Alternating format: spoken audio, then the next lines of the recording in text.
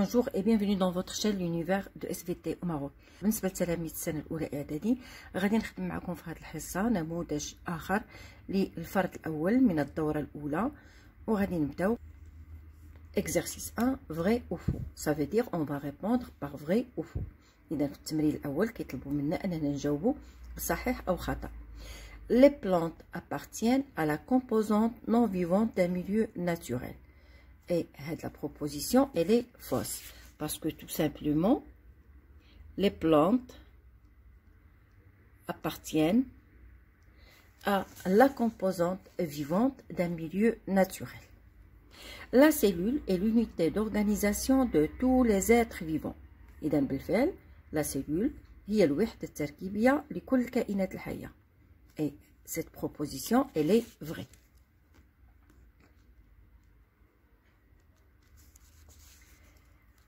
Tous les animaux respirent. بالفعل كل الحيوانات تتنفس لأنها كائنات حية وكل كائنات الحية تتنفس. Tous les êtres vivants respirent. Aussi cette proposition elle est vraie.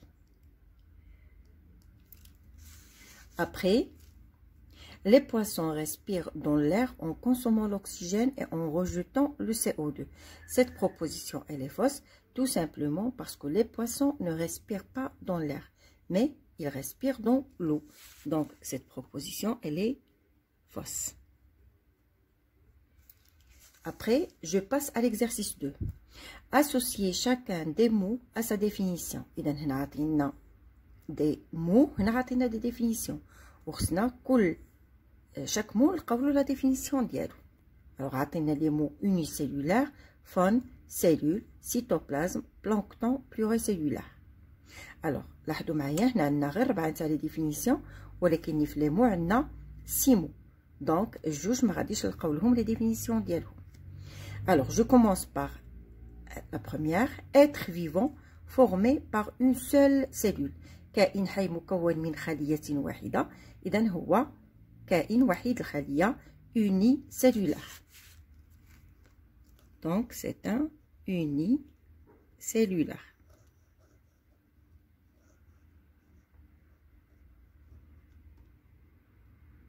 Unicellulaire. Très bien. Après, ensemble des espèces animales d'un milieu naturel. إذا مجموع الكائنات الحيوانية في الوسط الطبيعي. Alors هنا c'est ce qu'on appelle la faune. إذا مجموع الكائنات الحيوانية في الوسط الطبيعي كنسميوها الفونة. C'est la faune.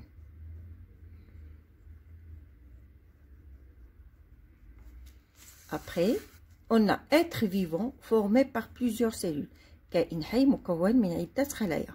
إذن هو متعدد الخلايا pluricellulaire. Donc c'est un être pluricellulaire. Pluricellulaire. À la fin. Très bien. Après la dernière définition, être vivant microscopique vivant dans les milieux aquatiques. كائنات مجهرية تعيش في الوسط المائي. إذن هي les planctons. Alors les planctons, donc ce sont des êtres vivants qui vivent dans le milieu aquatique. Ils sont microscopiques. Si l'être vivant est d'origine végétale, on l'appelle dans ce cas phytoplancton. Il a qu'un être vivant d'origine animale, qui c'est zooplancton. Très bien, donc c'est plancton. Après, je passe à l'exercice 3. Le document représente une observation microscopique d'une cellule. La première question, complétez le document en remplissant les vides.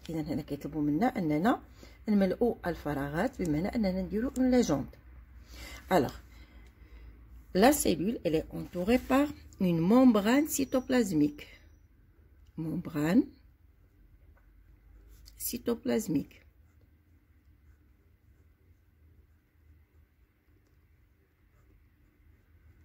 Ici, j'ai le noyau. Noyau. Et ici, j'ai le cytoplasme. Et comme titre, je peux donner schéma d'une cellule.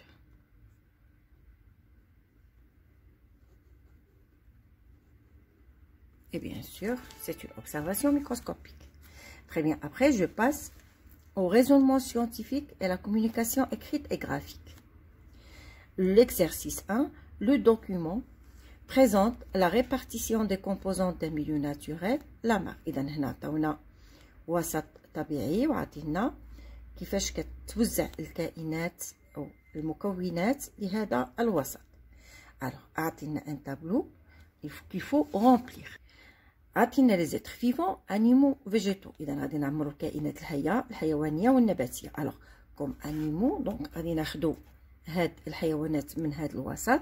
Alors, je commence par le héron. Le héron ما كنجيب حتى شي حاجة من راسي، إذا كلشي راهم كاينين هنايا الحيوانات. Alors, après j'ai le canard. Après j'ai les têtards. هي الشراريف. Après j'ai les poissons. Et enfin, j'ai des micro-organismes, à condition que les micro-organismes soient d'origine animale, bien sûr. Donc, je peux écrire ici micro-organismes. Donc, on أكد أنهم خصهم يكونوا من أصل حيواني. عاد نقدروا نكتبهم هنا. Par contre, les végétaux, alors je commence par l'herbe. Après, j'ai un arbre. Et puis, j'ai des plantes aquatiques.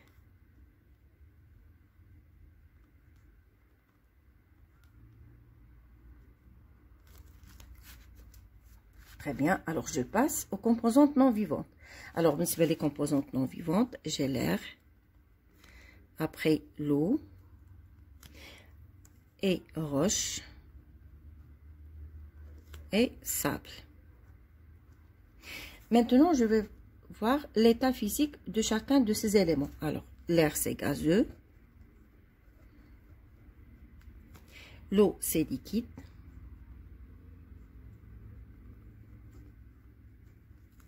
Et roche, c'est solide. Et sable, aussi solide. Alors, je passe à l'exercice suivant. Et c'est l'exercice 2, toujours dans le raisonnement scientifique. Alors, pour mettre en évidence les échanges respiratoires gazeux chez une souris. أجل الكشف عن التبادلات الغازية التنفسية عند الفأر, on fait placer une souris dans une enceinte fermée, voir le document ci-dessous. إذا لذلك قبضنا واحد الفأر ووضعناه في واحد الإناء محكم الإغلاق. التجربة هي عندنا في هذه الوثيقة. Pour mesurer la teneur en dioxygène, on utilise un oxymètre. إذا باش نقيسو كمية ثنائي الأكسجين كنستعملو جهاز الأكسيمتر. Pour mettre en présence le dioxyde de carbone CO2, on utilise le douchot. باش كنثبتو عن وجود غاز ثنائي أكسيد الكربون كنستعملو ماء الجير، وهذا الشيء راه عرفناه في الدرس. إذا غادي نبداو بالتجربة. Alors, au début de l'expérience, إذا à un temps 0 minute، إذا في بداية التجربة في واحد الوقت 0 minute، قمنا بوضع هذه الفأرة في هذا لونسانت فيرمي، في هذا الإناء المحكم الإغلاق، وضعنا ماء الجير ودرنا اون سوند باش نحسبوا كمية أو البورسونتاج دو الأكسجين دون لونسانت. إذا ماء الجير في البداية كان صافي لامبيد، يعني أنه كان صافي. كمية الأكسجين اللي شار لها الأكسيمتر هي 21%. بعد مرور 20 دقيقة، après un temps de 20 minutes، لاحظنا على أن ماء الجير أصبح عاكر، لو دو شو تروبل، في حين أن الأكسيمتر أعطانا 13% فقط. إذا في البداية كانت عندنا 21، بعد مرور 20 دقيقة ولات عندنا 13% فقط. Alors, la première question. Comparer l'aspect de l'eau chaud au temps 0 minutes et au temps 30 minutes. Que peut-on déduire؟ إذا كيطلبوا منا نقارنوا ماء الجير في بداية التجربة وفي نهاية التجربة، يعني بعد مرور 30 دقيقة. Au début de l'expérience, alors au début de l'expérience,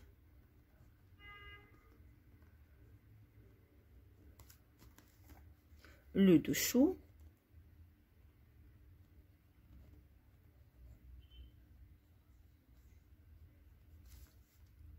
était limpide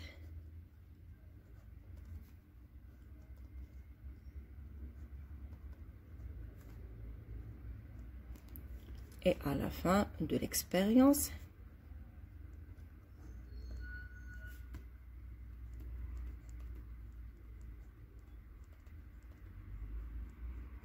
le dessous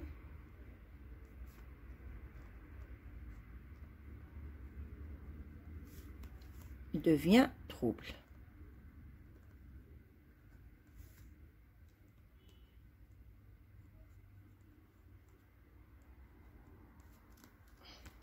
إذا قلت au début de l'expérience le dessous était limpide et à la fin de l'expérience le dessous devient trouble. قلت في بداية التجربة ماء الجير كان صافي، لكن بعد مرور 30 دقيقة donc à la fin de l'expérience لاحظنا بلي ماء الجير تغير وأصبح عاكر. On déduit que alors, le dessous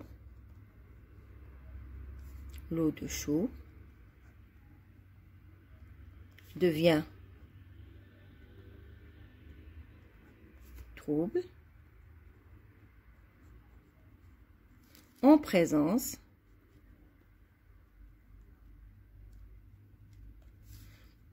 du CO2. إذا ماء الجير يتعكر عند وجود CO2. Donc on déduit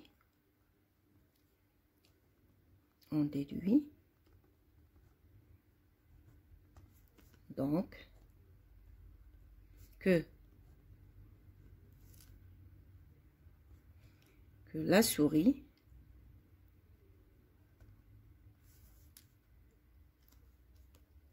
rejette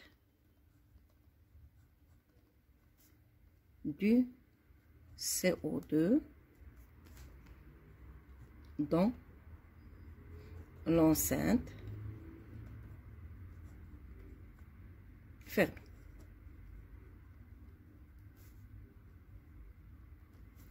إذا قلت على أن ماء الجير أصبح عاكر أو يصبح عاكر في حالة وجود ثنائي أكسيد الكربون. من هنا قلنا على أن هذه الفأرة قد طرحت ثنائي أكسيد الكربون في الهواء. Après, il nous demande de comparer la teneur de dioxygène mesurée par l'oxymètre au début et à la fin de l'expérience. Que peut-on déduire? D'après les valeurs, alors qu'on voyait d'après les valeurs affichées par l'oxymètre, on constate que la quantité d'oxygène à l'intérieur de l'enceinte fermée a diminué de 21% jusqu'à 13%. Donc, la quantité de... Alors, je vais mettre la quantité de O2 a diminué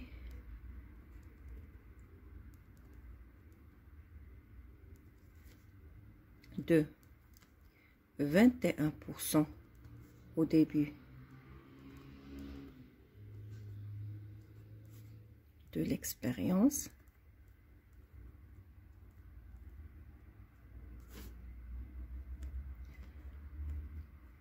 à 13% à la fin de l'expérience. Alors قلت على أن كمية ثنائي الأكسجين قد نقصت من 21% في بداية التجربة إلى 13% في نهاية التجربة. إذا من هنا on peut déduire que la souris a consommé du dioxygène.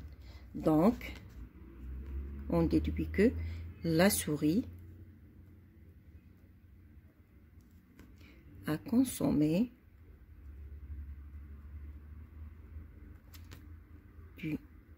dioxygène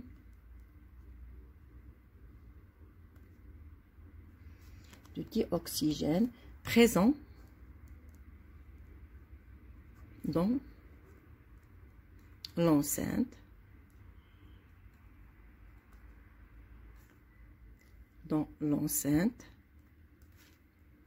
fermée.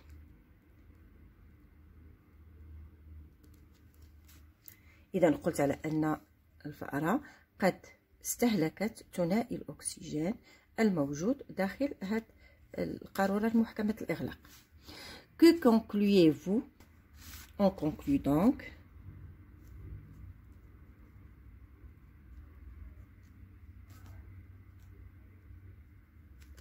que la souris réalise des échanges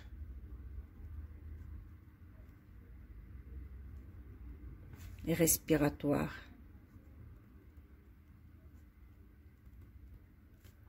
gazeux. Elle absorbe du dioxygène de O2 et rejette du CO2. Alors, la conclusion qu'on peut tirer, que la souris réalise des échanges respiratoires gazeux, elle absorbe, elle consomme le dioxygène et rejette du dioxyde de carbone dans l'air. Donc, les échanges se font avec l'air. Très bien. Alors, قلت على أن الفأرة تقوم بتبادلات غازية تنفسية بينها وبين الهواء بحيث تأخذ منه ثنائي الأكسجين وتطرح فيه ثنائي أكسيد الكربون. هنا غادي نسالي معكم لا كوريكسيون تاع هذا الكونترول. نقدر نزيدكم شي نموذج آخر. كنتمنى أنكم تكونوا كتستافدوا من هاد النماذج نتاع الفروض اللي كندير لكم. Merci pour votre attention et à la séance prochaine.